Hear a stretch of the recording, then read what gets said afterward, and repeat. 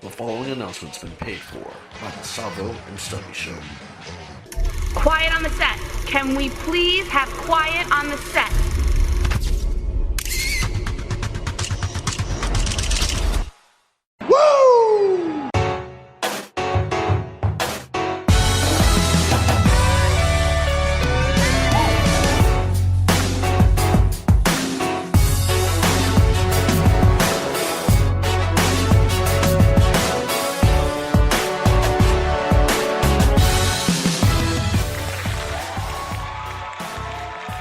What is up, wrestling fans? It's me. It's that STUBB. Why? Because I'm the man, the myth, the legend, the mighty minion himself, Stubby, coming to you from Stamford, Connecticut, at WWE headquarters in one of their utility closets. Oh, yeah! No one violating the restraining order, so as long as I keep my volume down, I think we'll be alright.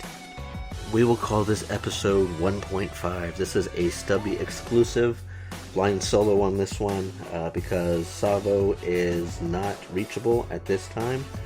But this episode pretty much is me bitching about how WWE failed to come through with their promise of a Rumble to Remember. So without any further ado, let's get into the atrocity that happened last night. As the old saying is, everything's bigger in Texas, and WWE failed to get the concept of that. Although they did make it a 6-hour show, so thanks a lot, WWE, for wasting 6 hours of my Sunday. That being the first 2 hours was a pre-show with 3 matches and a whole lot of talking, so it's essentially a glorified episode of Raw or SmackDown. The matches were alright, but to sit there for 6 hours and to realize that you can't get that time back is pretty bad. Alright, so the first match that I want to touch base on is the Sheamus and Cesaro versus the Club. Going into this show, I already had my pick for the Club to win this. As great as I think that Sheamus and Cesaro are with the belts, Luke Gallows and Carl Anderson kind of have to have the belts at this point. They put the time in, and I think WWE is trying to build the Club, and with the timing of Finn Balor potentially coming back, which I wouldn't be surprised if he comes back on Raw tonight. I know he has his own storyline, but there might be a cross story here. I just think it's time. Sheamus and Cesaro, like the Wetback from the Wetback and Crack-a-Pow Hour noted, still have a feud to settle for the best of 7 match, which you kind of saw that in the Rumble yesterday. And, you know, they have a direction they can go, but with Carl and Luke, they're kind of stuck. But the overall result, I was pleased with this. Again, the first 2 hours was basically a Monday Night Raw episode. If anyone's been watching the show, realizes there's only about 3 matches anyway. But yeah, so yeah. And the matches I'm going over don't go in any specific order. The next match I have is Naomi versus Nikki Bella and Becky Lynch versus Alexa Bliss, Mickie James, and Natalya. I was never sold on this match in the first place, but it is what it is. It's a women's match, and they always get that filler feel to them.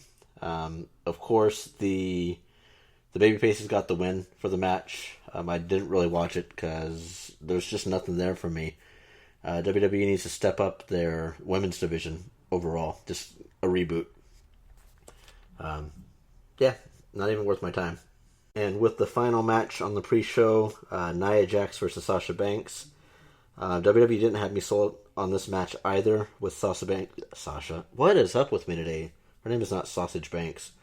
Sasha Banks having an injury and even trying to wrestle without the cast on or the brace on. Nia Jax is too much of a competitor for her anyway. Savvo stated that he doesn't understand how Sasha Banks and Bayley got a roster spot on Raw. I honestly think it was just they put enough time in over at NXT. But Nia Jax is a beast, and she is probably the biggest threat for Charlotte. And I'm hoping over the next 2 months she gets a build to fight Charlotte for that belt, because I believe she can take it. Which brings us on to the big show itself, the Royal Rumble, the dumpster fire, the clusterfuck of a match.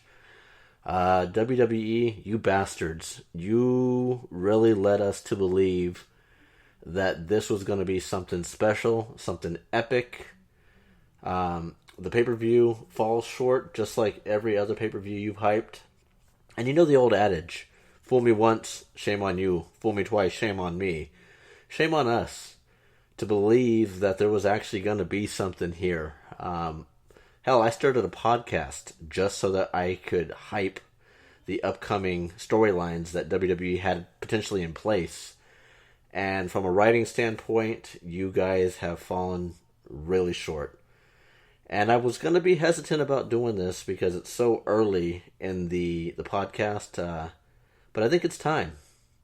I think America's ready. It's time. In T-minus 3, 2, 1. It's time! It's time!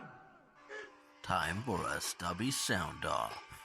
Are you guys really ready for this? Because, wow, what an interesting pay-per-view overall. The first match that I have is Charlotte versus Bayley. I get the angle with Bayley being a fangirl and everything, but that's not enough for Charlotte. That's not the caliber of talent that you can bring to Charlotte to make it believable. If anything, Nia Jax versus Charlotte would have had a better feel to it. And I get WWE wanting to sell T-shirts and try to push Bayley as much as possible, but she just doesn't have the right feel for this. But Charlotte getting the win. What is this, her 16th pay-per-view that she maintained the title? The Queen of Pay-per-views. She deservingly so should be champion still. Then I have the Owens versus Reigns match. This is making me believe that WWE has no faith in Kevin Owens carrying his own weight, or they are simply, like the Wetback from the Wetback and Crack-a-Power Hour stated, are just having Owens be a placeholder for the Universal title. What I see coming forward is a Kevin Owens versus Finn Balor match. I don't know if that'll be at Mania or not. It's one that makes, I guess you'd say, the most sense, simply because Kevin Owens was the next recipient of the Universal title after Finn Balor had to relinquish his title due to injury. But if they're going to continue to push Owens as a cheat, I would say, kind of like how they did with CM Punk. Legitimately, CM Punk could win a lot of his matches, but they had him win by every mean necessary. And good match overall. Kevin Owens is a beast. Some of the stuff he did with those chairs is ridiculous. But he is willing to put his body out there. And for such a big guy, he does a lot of stuff that you don't anticipate. So this really doesn't hit the Stubby sound off. It's more of just an appreciation for Kevin Owens. And Reigns, he's Reigns. And WWE is going to continue to shove him down our throats because we are sheep, and that's just the way it is. John Cena versus AJ Styles. I am not a Cena fan by any means at all. I don't like him as a wrestler because I don't see him as an actual wrestler. I like him as a person and the contributions that he makes. But god damn, the guy put on a match last night. You saw his typical AA, which now falls short of an actual finisher. If anything, it feels more like a DDT or an elbow drop because stars are kicking out of it so much.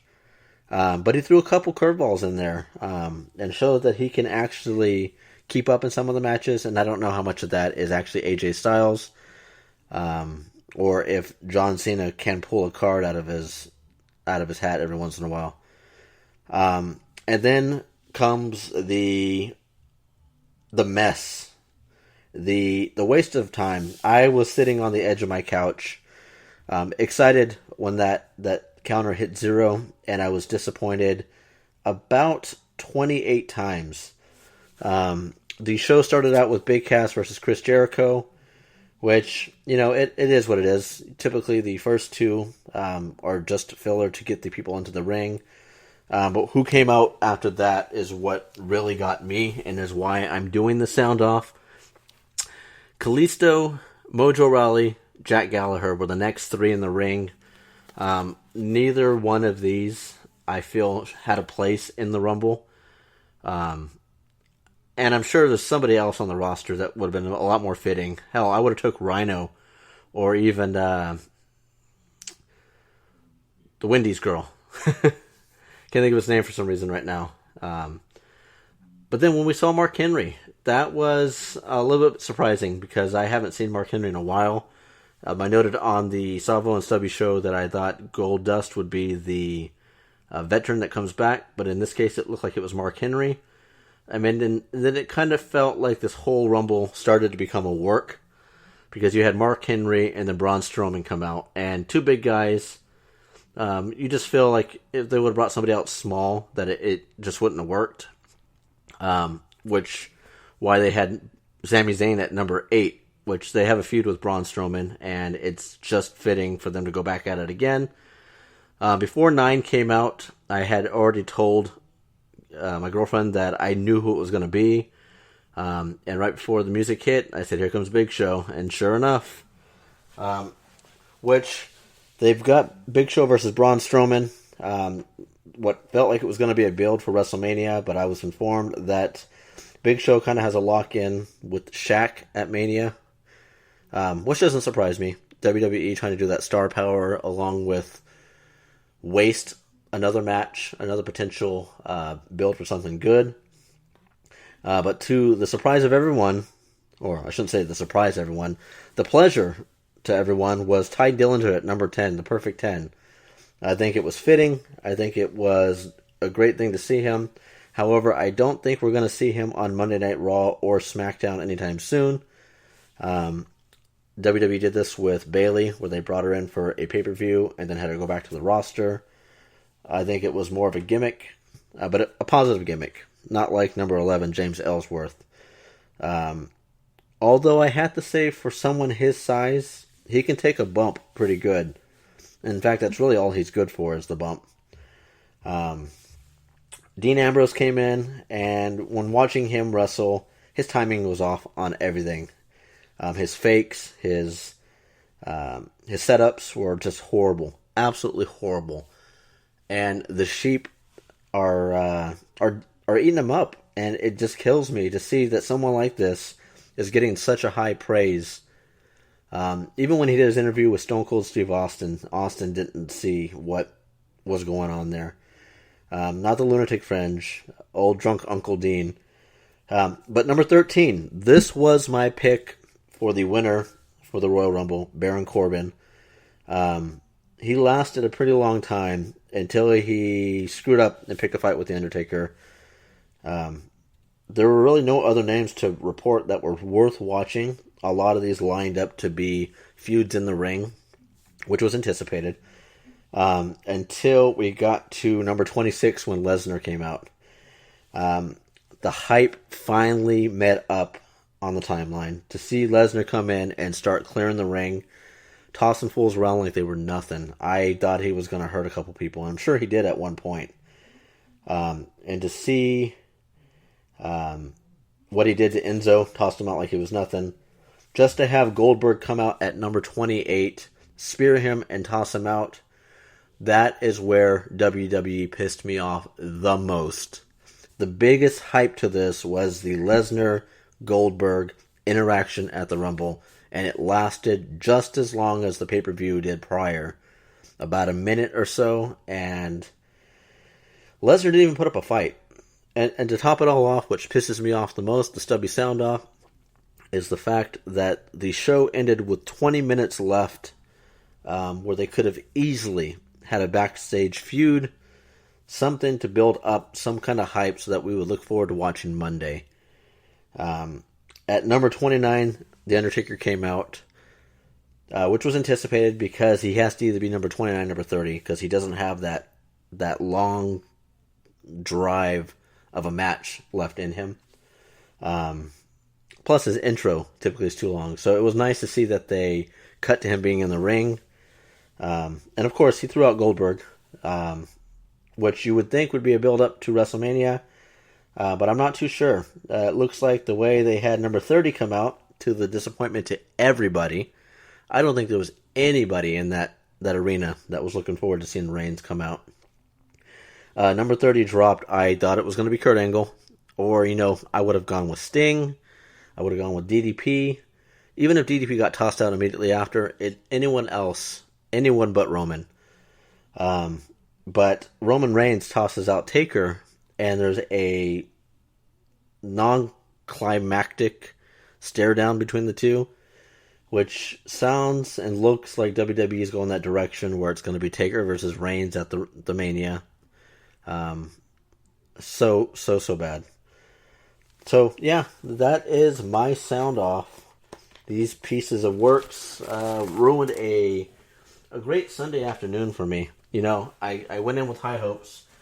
The only pick that I got right was Ellsworth, which I can't say I'm proud to actually got that right. And you know what? I want to get somebody else's take on that. So let me make a phone call and see if we can get Big Papa Savvo in studio. The following announcement's been paid for by the Savvo and Stubby Show.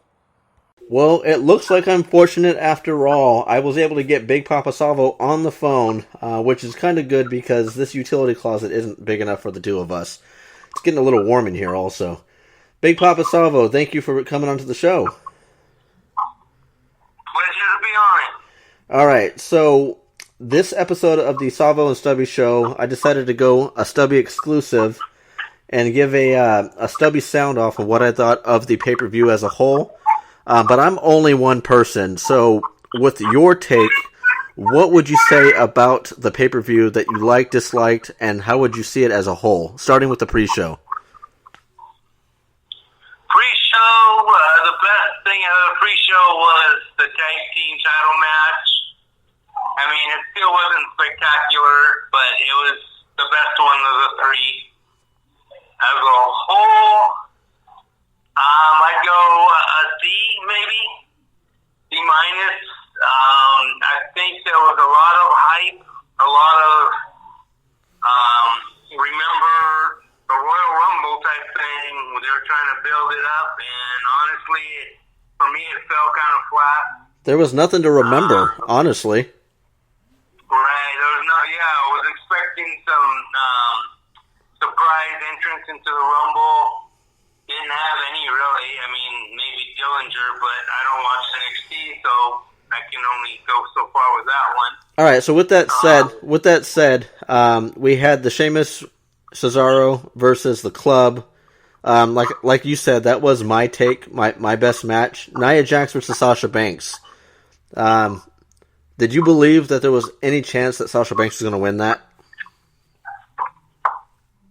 Do I think she could win that? No. Do I think WWE would make her win it? Yes. So I'm sure you were pretty pleased to see Nia Jax come with the win on that one, right? Oh, yeah. Yes, exactly. Very much so. I'm going to skip over on the Naomi, Bella, and Lynch versus Bliss, Mickey, and Natalya because that, like I noted in the pre-show here, was more of a filler match. Yeah. So let's jump right into the pay-per-view itself. Charlotte versus Bayley. The build-up, I felt wasn't really there for me, and I never really truly believed Bayley could have won that one. But I feared, like most people, that WWE was going to push her to win. Yeah, I'm not sold on the whole Bayley thing. I don't get it. I don't understand it. She's not ready. She's definitely not ready. I wasn't a big fan of Sasha Banks either. I didn't feel she was ready. So the fact that Bayley did not win is awesome in my book. If she had won, I would have been very disappointed. She just hasn't proved herself. I don't know, again, what she's done in NXT, but I'm not convinced that she even belongs on the roster. Okay, which leads us into Owens versus Reigns. Do you feel like I feel that Kevin Owens got his toes stepped on? Like they still can't make him legitimately win without some kind of interference? Yeah, to an extent, yeah. Another thing about, the match itself is like, come on, we've seen it like 5 times already on Raw. How many shots is Reigns and Rollins each going to get at this title? It's like, get some fresh blood in there. Come on. Hey, Big Papa Star, would you mind me asking where you're at right now? It sounds like you're pretty busy back there. Are you in the field there in San Antonio? Actually, I still am, yes. How's It's crazy. The airport's crazy with all the immigration stuff going on. how was It delays everybody's flight. how That's another story. how was the overall environment there? The feel for it all. I'm sorry, can you repeat that? How was the overall environment and the feel for the show afterward?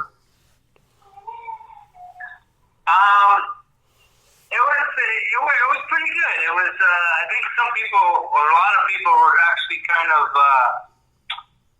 disappointed, like when, if you remember a few Rumbles ago, where there were like 2 of them, when Batista came out, and everybody wanted Daniel Bryan.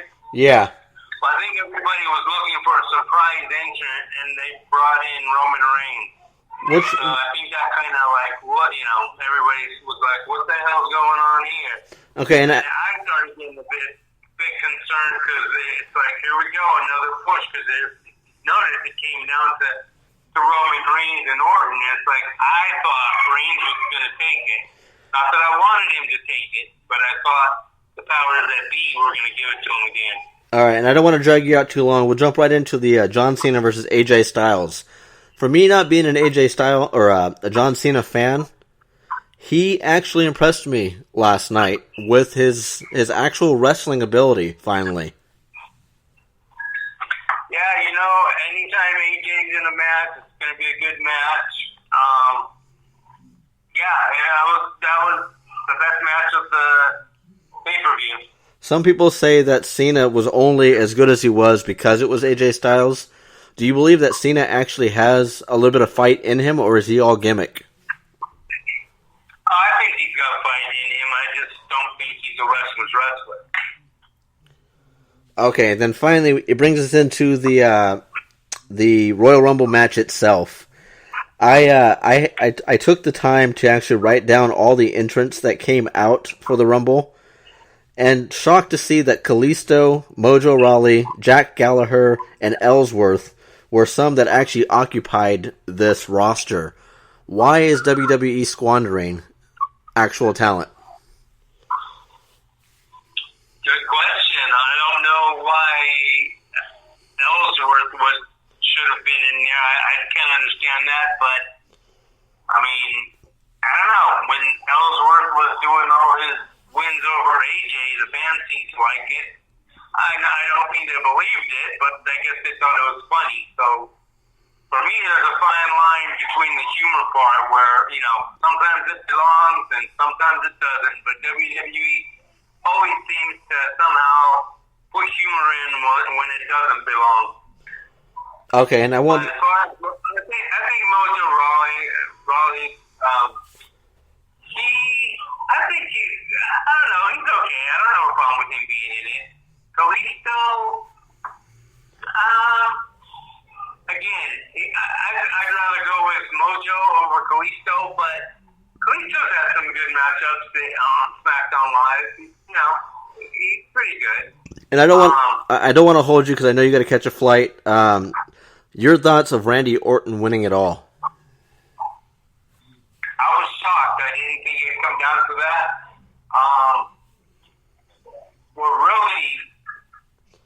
What really puzzles me is that Vince and the powers that be don't have faith in the up-and-coming talent.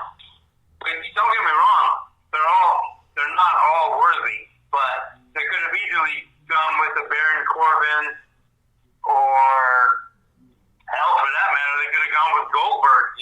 That would have made it a Taker.